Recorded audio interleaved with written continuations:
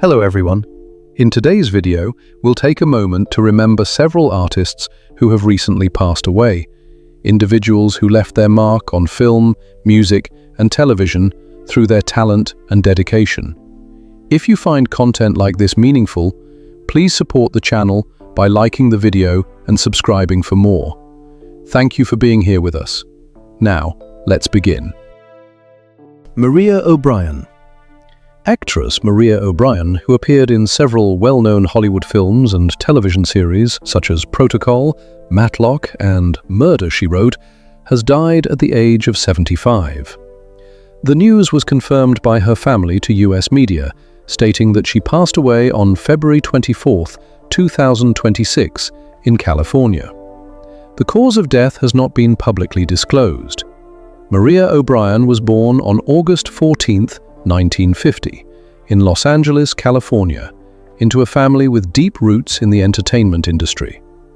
She was the daughter of Academy Award-winning actor Edmund O'Brien and musical film actress Olga San Juan.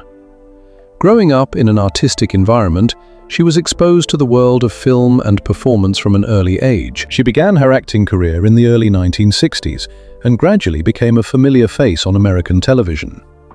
Over the decades, Maria O'Brien appeared in numerous films and television programs, including popular series such as Matlock, Murder, She Wrote, and Beyond Belief, Fact or Fiction.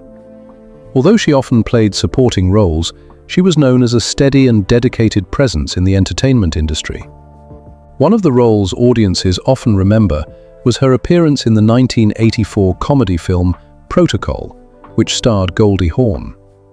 The film brought her to a wider audience during a period when Hollywood cinema was expanding rapidly in the 1980s. In addition to acting, Maria O'Brien spent many years working behind the scenes as an acting coach. She helped guide performers on several television productions, including Sunset Beach, Passions, and especially Days of Our Lives, where she worked for more than 15 years before retiring in 2022. The passing of Maria O'Brien marks the end of the life of an actress who spent decades working in American television. Throughout her career, she was remembered as a dedicated performer and a quiet contributor to many television productions. American rock singer Tommy DeCarlo, known for serving as the lead vocalist during the touring years of the band Boston, has died at the age of 60.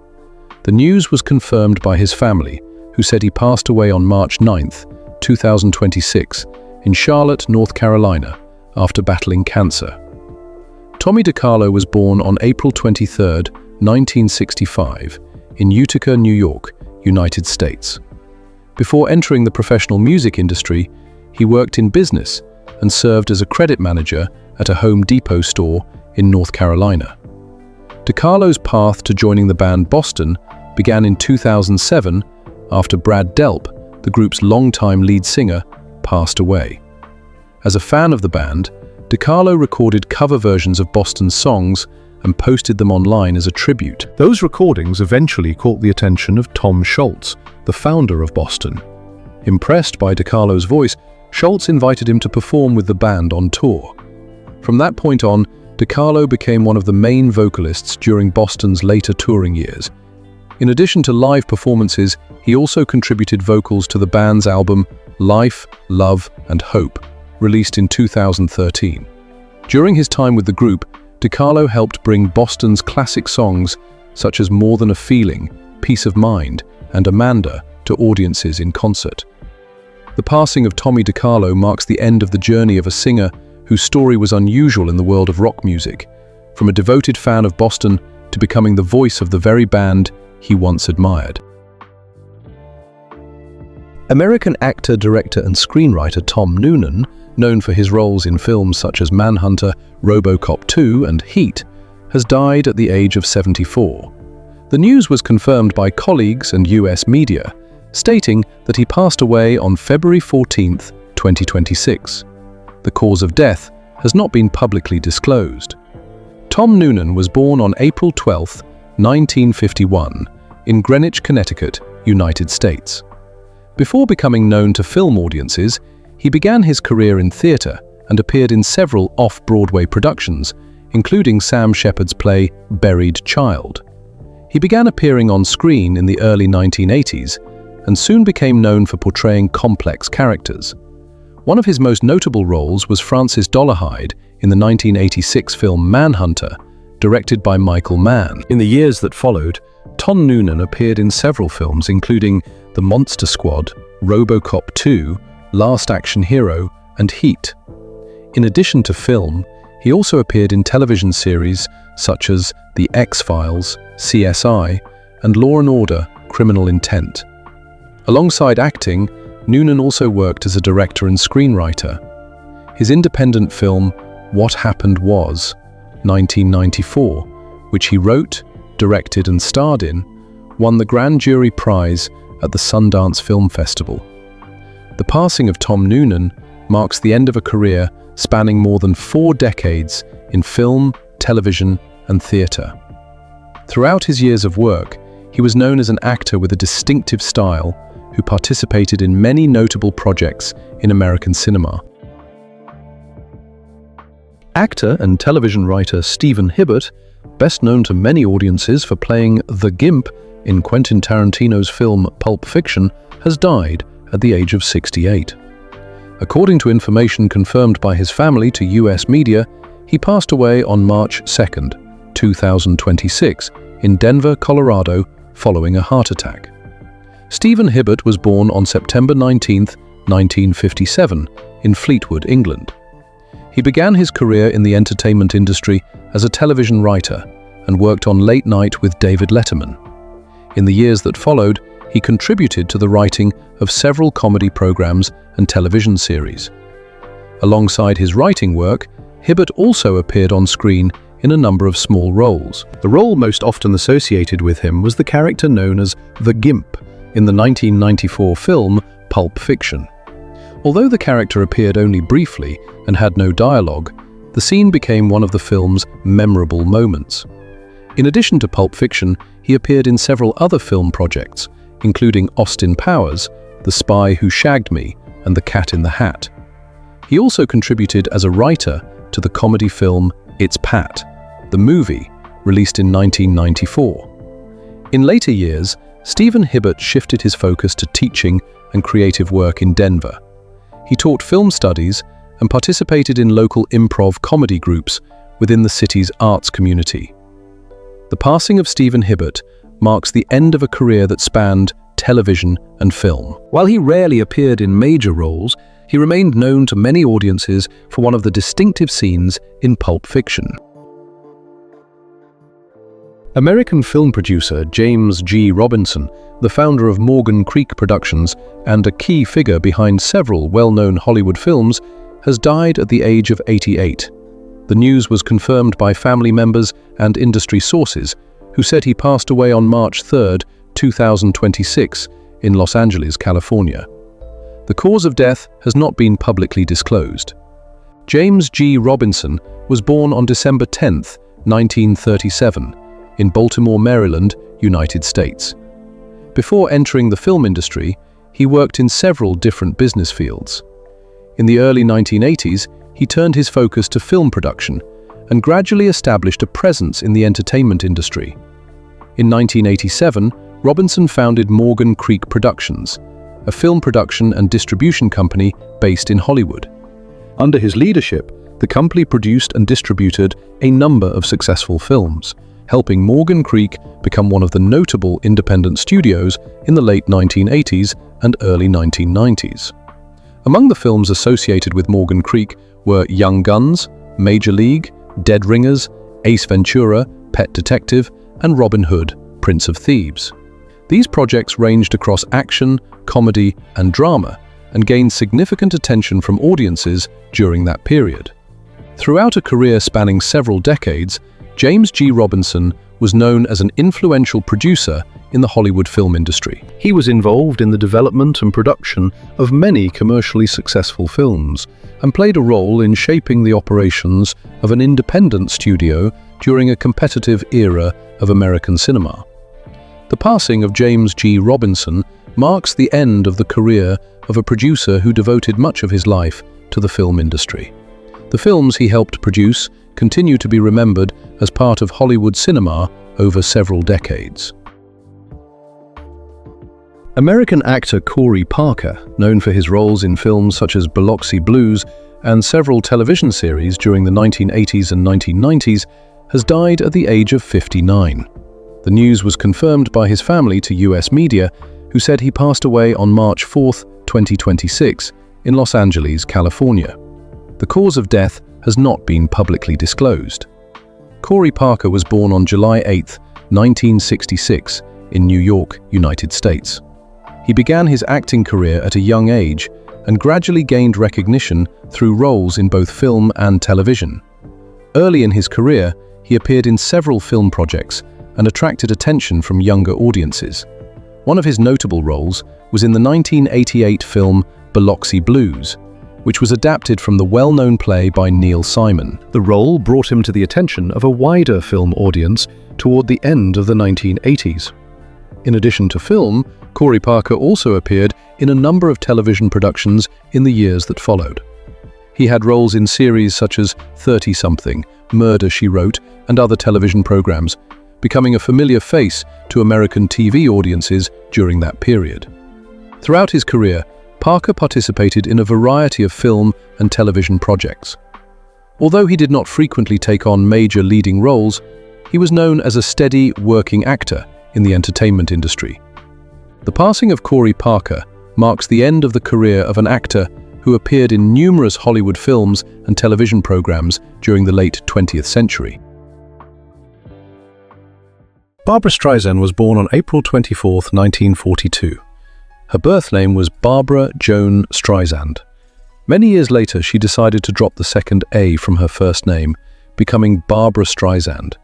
A small change, but one that felt very personal. As she later explained, it wasn't meant to attract attention. She simply wanted her name to feel a little different. But at that time, all of that was still far in the future. It was simply the birth of a baby girl into an ordinary working-class family in Brooklyn. Barbra Streisand was born in Brooklyn, New York, one of the most densely populated boroughs of the city. Not Hollywood, not the center of the film industry.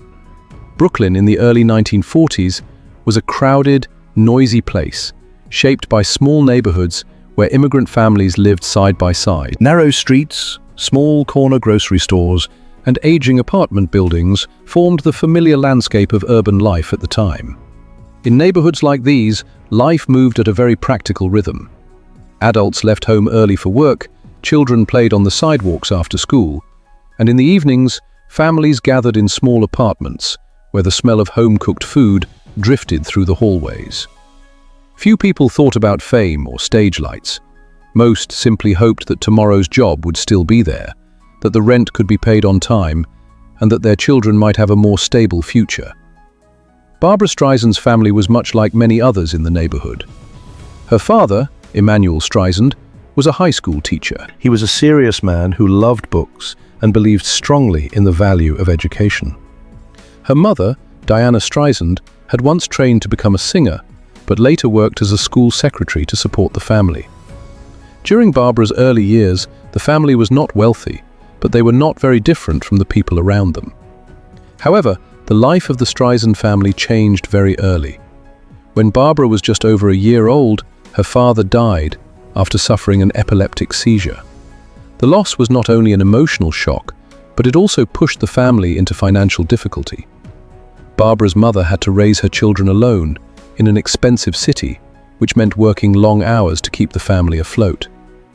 Barbara grew up in an environment where money always had to be carefully managed. The apartment where the family lived was small, and everything carried the temporary feeling of a household trying to maintain stability after a major loss.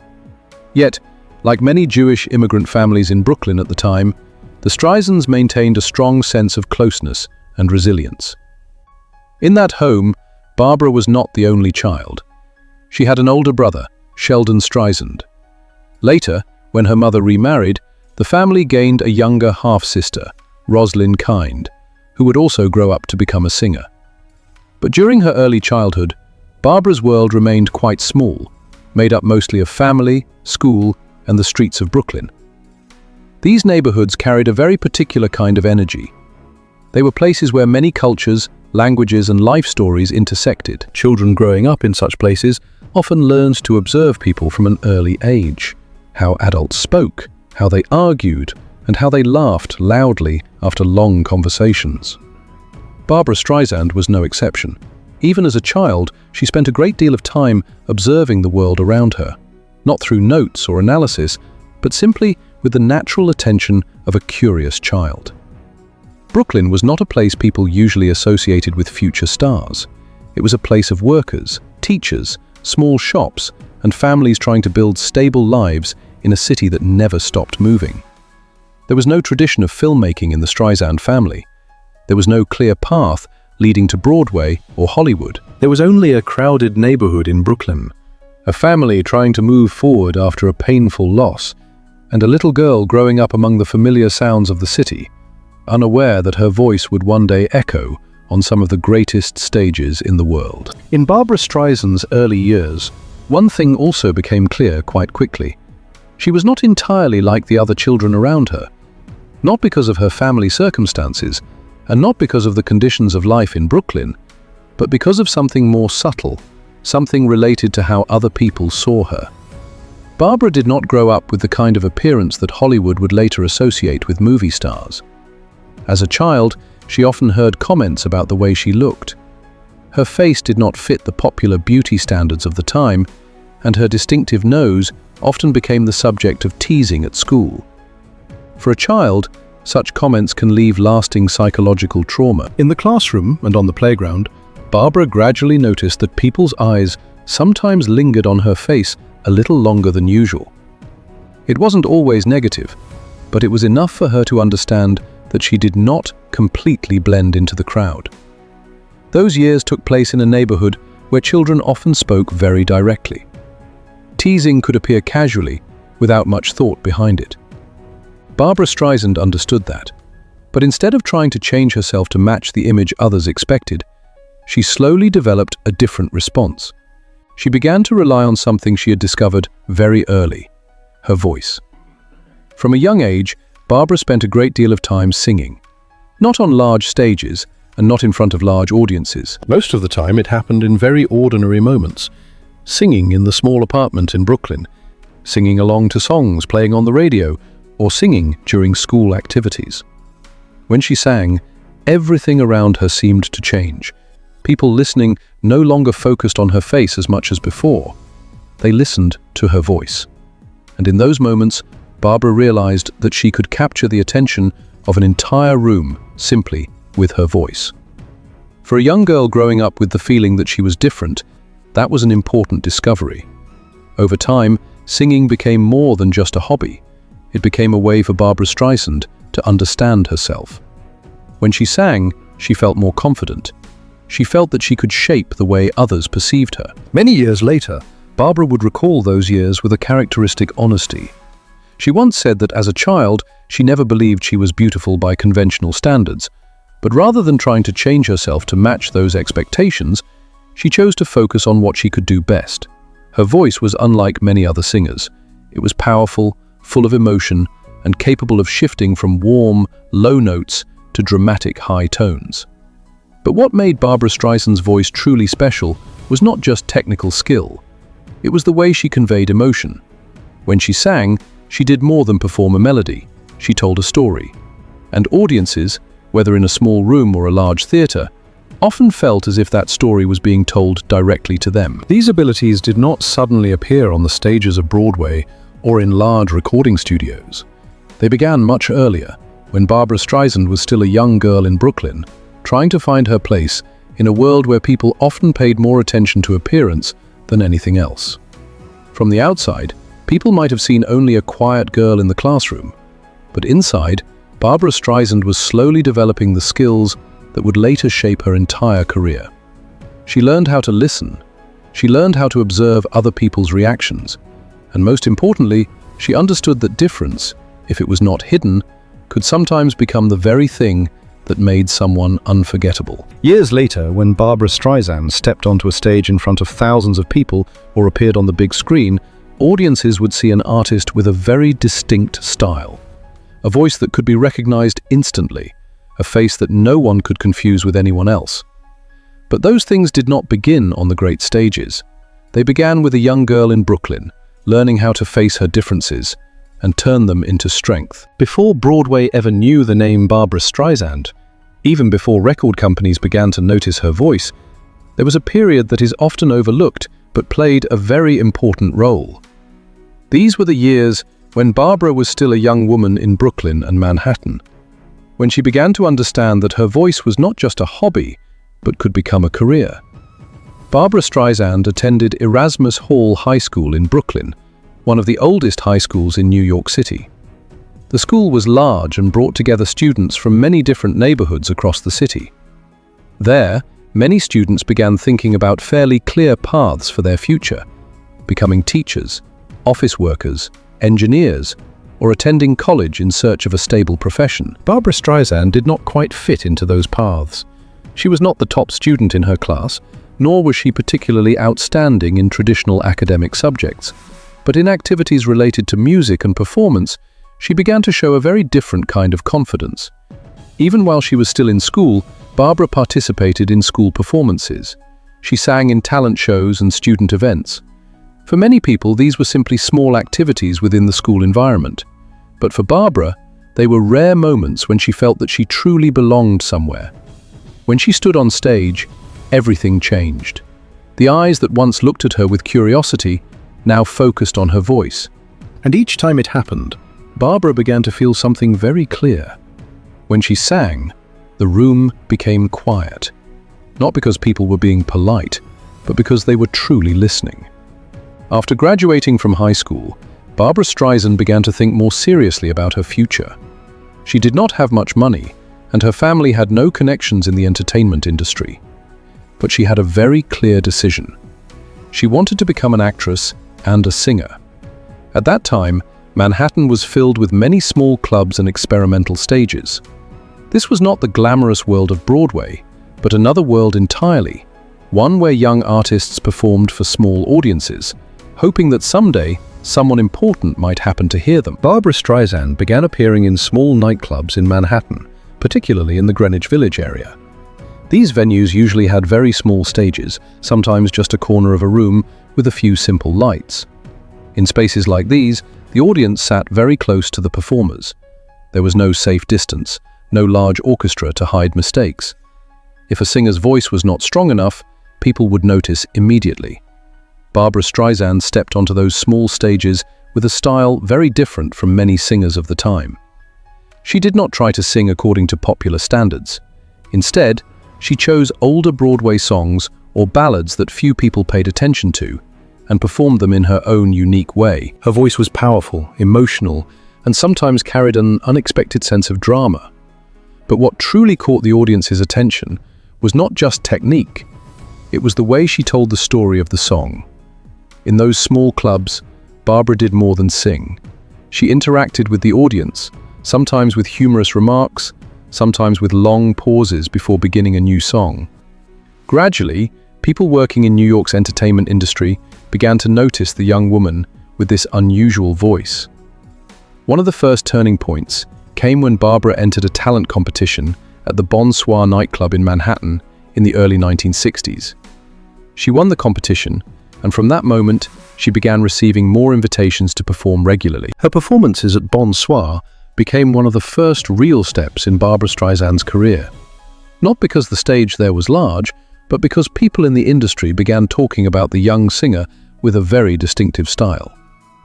New York did not turn Barbra Streisand into a star overnight, but in those small Manhattan clubs, under dim lights and in front of audiences seated just a few feet away, Barbra began to understand that her path would be connected to the stage, to music, and to telling stories through her voice. Sometimes the major turning points in life begin in very humble places, not on the dazzling stages of Broadway, and not inside the large recording studios of the music industry.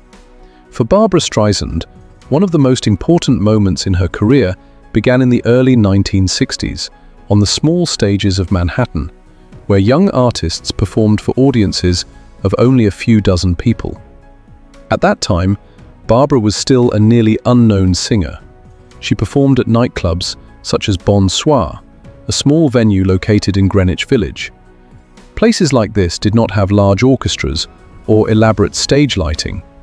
The audience sat very close to the performers, sometimes just a few feet away. Every detail was visible.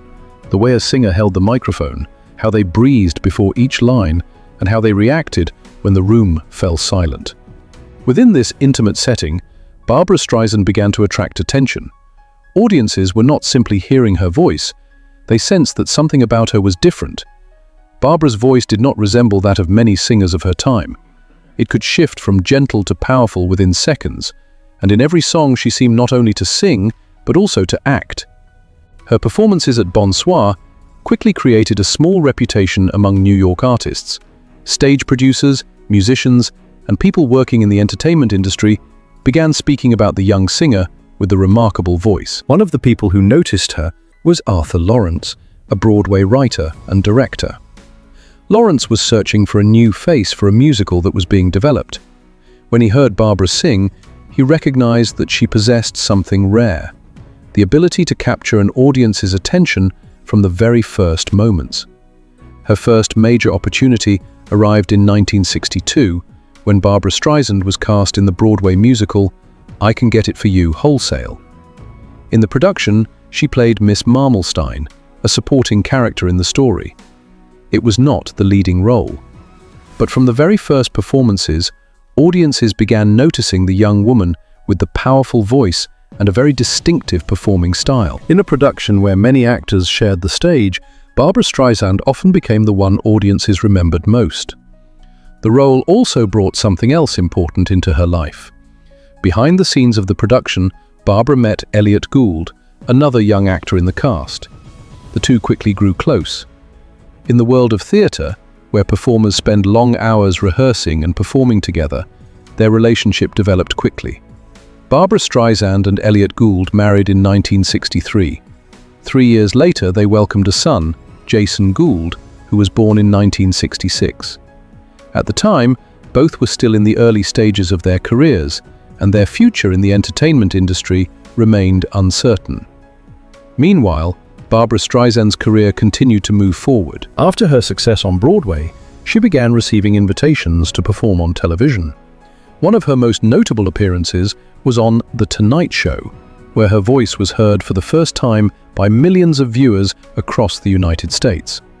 Not long afterward, Barbra signed a recording contract with Columbia Records. In 1963, she released her debut album, the Barbra Streisand album. The album quickly attracted critical attention. Unlike many pop albums of that era, it focused on Broadway songs and classic ballads. Barbra Streisand's voice brought a very different interpretation, more dramatic and deeply emotional. Her debut album later won 2 Grammy Awards, including Album of the Year. For an artist just entering the music industry, it was a rare success. Yet these achievements did not come from large recording studios or massive promotional campaigns. They began on the small stages of Manhattan, where a young woman stood before a few dozen people and sang with all the confidence she possessed. From the small nightclubs of Greenwich Village, Barbra Streisand had begun stepping into the much larger world of Broadway and the American music industry.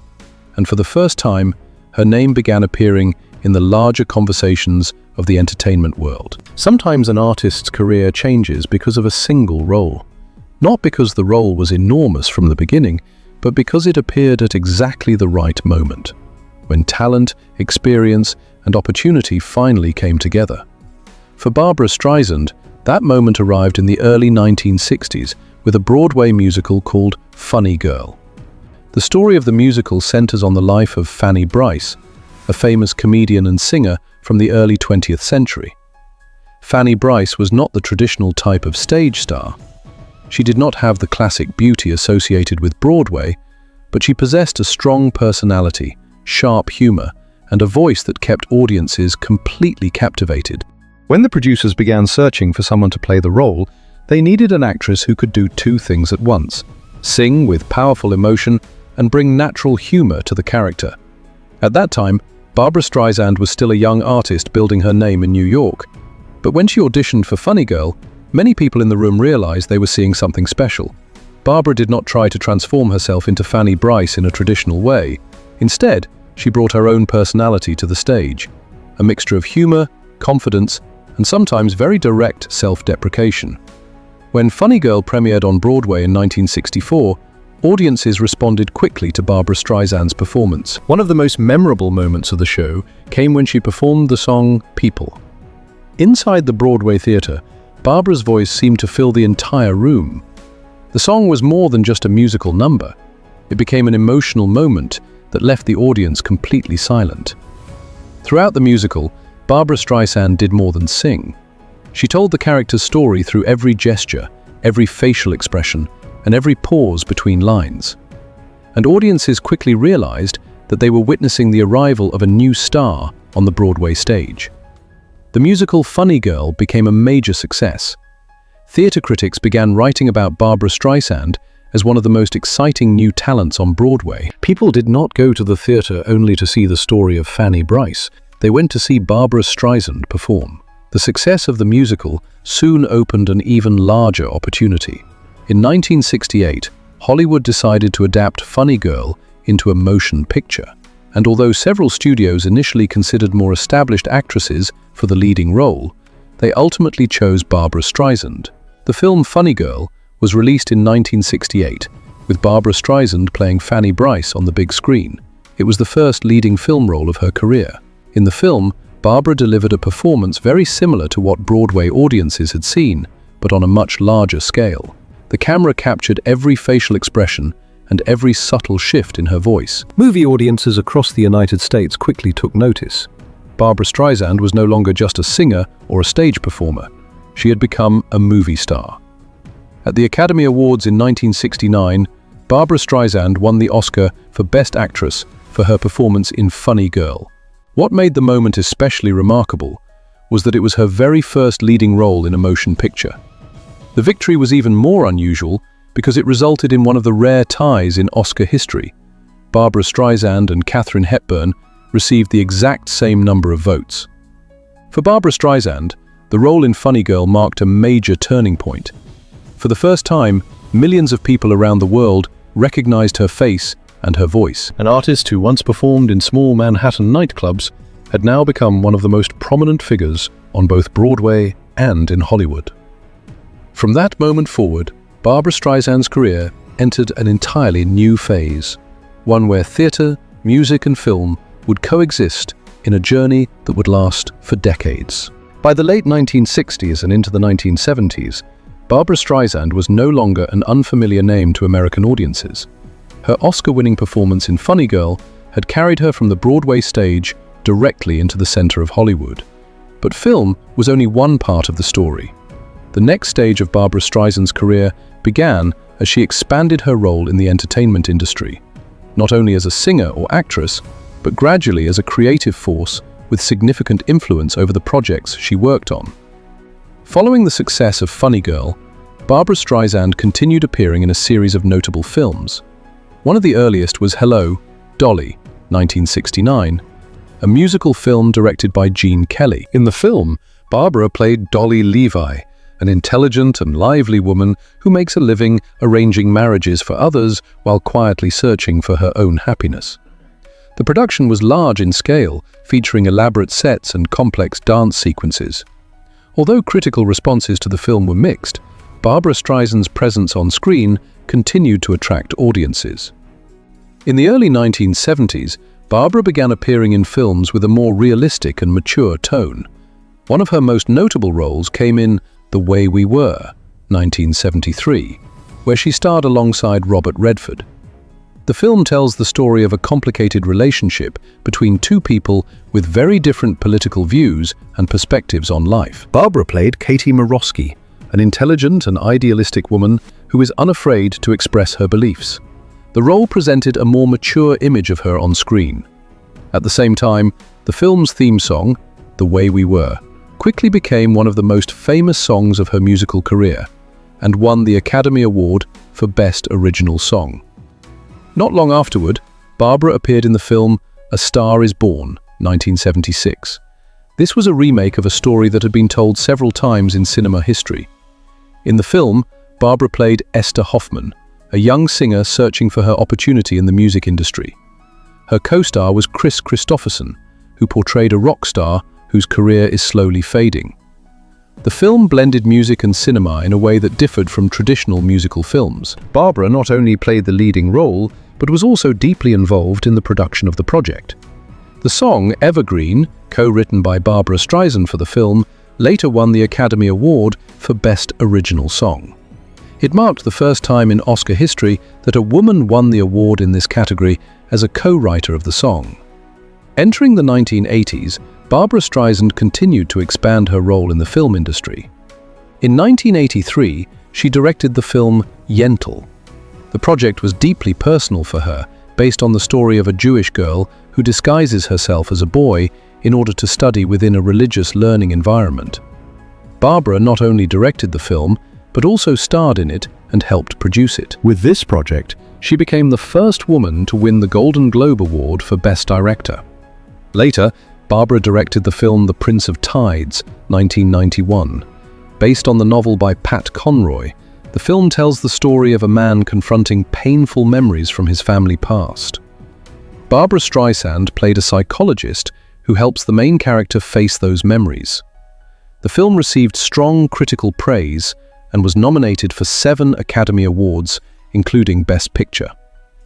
In 1996, Barbra again directed and starred in the film The Mirror Has Two Faces. The film tells the story of two people who enter a marriage based more on respect and intellect than on romantic passion. Barbra's performance presented a character who was both humorous and deeply thoughtful, and the film once again demonstrated her ability to guide a story both in front of and behind the camera. Alongside her film career, Barbra Streisand also maintained an extraordinarily successful music career. Her albums continued to appear on the charts for decades, and her voice became one of the most recognizable sounds in American popular music.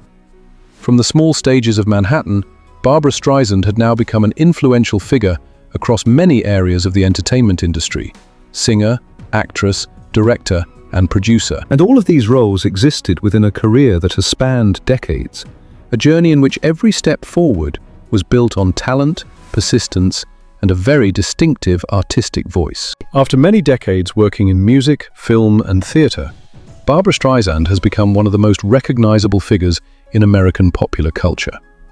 Yet what is remarkable is that her career did not stop with the successes of the past. Even in the later stages of her life, Barbra Streisand has continued to appear before the public, with the distinctive voice and artistic style that have defined her for decades. One notable new chapter in her career emerged during the 2000s, when Barbra began returning to large-scale concerts after a long period of limiting her live performances. Her concerts were not simply musical shows. They were often staged as major events, where audiences had the opportunity to hear songs that had become part of the memories of several generations. These tours quickly attracted widespread attention. Tickets often sold out very quickly, and audiences came from many different generations, from those who had followed Barbra Streisand's career since the 1960s to younger listeners hearing her voice for the first time. Alongside live performances, Barbra Streisand continued releasing new albums. One notable example was Love Is the Answer, 2009, a collection of classic ballads recorded with a full orchestra. The album quickly reached high positions on the Billboard charts, demonstrating that even after many decades in the music industry, Barbra's voice still held a special appeal for audiences. In the following years, she released several more albums such as Partners, 2014, a duet project with many well-known artists, and Walls, 2018, a more personal album featuring songs that reflected her thoughts on society and the contemporary world. Beyond music, Barbra Streisand also continued participating in film projects when the right opportunities appeared. However, at this stage of her life, she became more selective, often choosing to work only on stories that she truly found meaningful. Outside of her artistic work, Barbra Streisand's personal life has remained relatively stable for many years. In 1998, she married James Brolin, a film and television actor. Their relationship has often been described as calmer and more peaceful compared to the earlier years of her life in the entertainment industry. The couple spends most of their time in California, where Barbara devotes much of her time to family and personal interests. One of Barbra Streisand's lesser-known passions is art and architecture. She has a strong interest in designing living spaces and collecting historical objects. Her home in Malibu is even designed with spaces that resemble old streets, where she displays many of the collections she enjoys. In addition, Barbra is also known for her charitable and social work. She has participated in numerous initiatives supporting medical research, education, and social issues. Through a charitable foundation, she has funded many projects related to science, environmental protection, and human rights. In recent years, Barbra Streisand has also shared more about her life through her memoir, My Name is Barbara, a long and detailed work that recounts her journey from being a young girl in Brooklyn to becoming one of the most influential artists in the entertainment industry. Now in her 80s, Barbra Streisand no longer appears on stage as frequently as she once did. Yet, her presence in popular culture remains very clear. Her songs continue to be played on the radio, in films, and in performances around the world. Looking back, Barbra Streisand's career has lasted for more than 6 decades. During that time, she has taken on many roles: singer, actress, director, producer, and author. Barbra Streisand has never completely fit the traditional image of a Hollywood star. Her voice is distinctive. Her performing style is uniquely her own. Yet, it is precisely these differences that have made her an artist who is almost impossible to confuse with anyone else. And even today, her artistic legacy continues to live on, not only through the films and albums she created, but also through the way she helped redefine what it means to be an artist in modern entertainment.